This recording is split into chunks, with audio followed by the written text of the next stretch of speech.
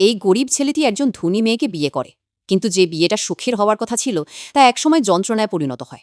প্রতিবার যখন লোকটি ফ্রিজ খুলত, সেটি পচা খাবারে ভরা থাকত। এমনকি খাওয়ার পানির মধ্যেও মদ মেশানো থাকত। স্ত্রী যে শুধু প্রতিদিন একটানা মদ খেত তাই নয়, বরং নেশাগ্রস্ত হলেই সে লোকটির ওপর চড়াও হতো। কিন্তু লোকটি কেবল সহ্য করে যেত, কারণ সেই সময় তার কোনো চাকরি ছিল না। ঘরে যাবতীয় খরচ তার শাশুড়ির সাহায্যের উপর নির্ভর করত। একদিন স্ত্রী তাকে ঠাট্টা করে অপদার্থ এবং অন্যের উপর নির্ভরশীল বলে গালি দেয়। সেই দিনের পর থেকে সে একটি পয়সা খরচ করার চেয়ে ক্ষুধার্থ থাকা বেশি পছন্দ করতে শুরু করে। এমনকি তীব্র তুষারপাতের মধ্যেও সে হেঁটে বাড়ি ফিরত। ট্যাক্সি নেওয়ার চেয়ে বরফের মূর্তির মতো জমে যাওয়াকে সে শ্রেয় মনে করত।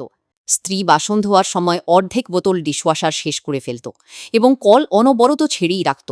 সে মোটেও সাশ্রয় করতে জানত না। একদিন জানা গেল যে সে হেয়ার ড্রায়ার দিয়ে তার পিছনের অংশ শুকাচ্ছিল, আর ড্রায়ারটি তৎক্ষণাৎ ডাস্টবিনে ফেলে দেওয়া হলো। দুজনের স্বভাব জল আর তেলের মতো একেবারেই আলাদা ছিল। অবশেষে তারা ডিভোর্স বা বিবাহ বিচ্ছেদের সিদ্ধান্ত নেয়। তবে ডিভোর্সের পরেও তাদের ভাবার জন্য ৩০ দিনের সময় ছিল। এখনও আরও এতগুলো দিন একসাথে থাকতে হবে, এই ভেবে তারা দুজনে গাড়ির ভেতরেই আবার ঝগড়া শুরু করে দেয়। তারা সামনে থেকে আসা একটি গাড়ির দিকে খেয়ালই করেনি। এরপর যখন তারা দুজনে হাসপাতালে চোখ খুলে, তারা দুজনেই নিজেদের স্মৃতিশক্তি হারিয়ে ফেলেছিল।